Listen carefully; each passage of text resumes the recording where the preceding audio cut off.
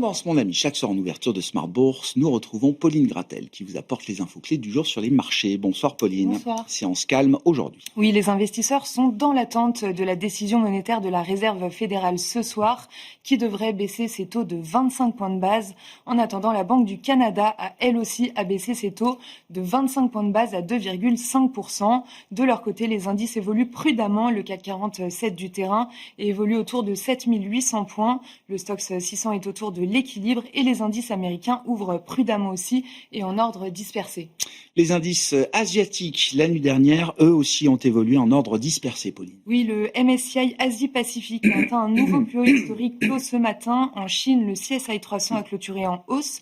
Et à Hong Kong, le Hang Seng est au plus haut depuis un an, en hausse de plus de 1,5% aujourd'hui. Mais au Japon, le Nikkei a évolué en repli, certainement victime de quelques prises de bénéfices après 4 séances de hausse. Et puis la guerre technologique se poursuit entre la Chine et les États-Unis avec une nouvelle étape franchie alors que Pékin décrète une forme de boycott d'NVIDIA. Oui, selon le Financial Times, la Chine a interdit aux géants technologiques du pays d'acheter des puces d'IA NVIDIA et plus précisément la dernière puce conçue pour le marché chinois et présentée en juillet dernier. Le titre NVIDIA ouvre en repli de plus de 2% à Wall Street. Dans les autres actualités entreprises en France, le titre GTT est dans le rouge aujourd'hui. Oui, le titre est lanterne rouge du SBF 120 et cède jusqu'à 6% au pire de la séance après une note de Odo BHF et un abaissement de l'objectif de cours. Odo appréhende un ralentissement des commandes à court terme. Et puis un point sur les différents régimes d'inflation en Europe au sens large, avec tout d'abord l'inflation britannique qui a été publiée aujourd'hui. Oui, elle ressort globalement conforme aux attentes, en hausse de 3,8% sur un an et de 0,3% sur un mois en août comme prévu.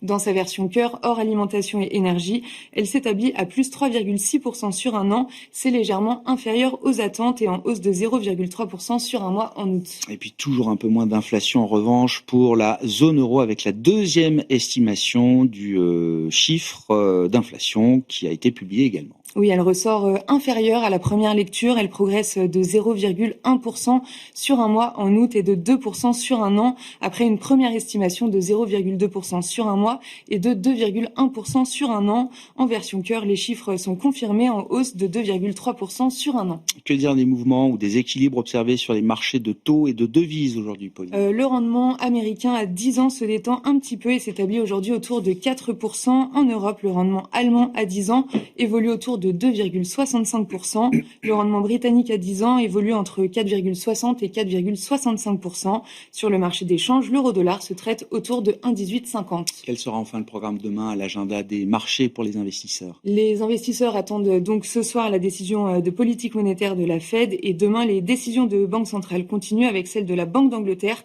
qui devrait opter pour le statu quo.